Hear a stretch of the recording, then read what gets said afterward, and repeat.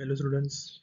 तर class 12 current electricity वरती पुढचा नेक्स्ट क्वेश्चन सिरीज आहे असा आहे की 12 रेजिस्टन्सेस त्याची प्रत्येकाची व्हॅल्यू 6 ओम आहे, हे अशा पद्धतीने कनेक्ट केले की त्याचा एक क्यूब तयार होते.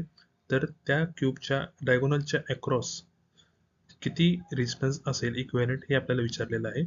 तर त्याचे 4 ऑप्शन्स त्यांनी दिलेले आहेत.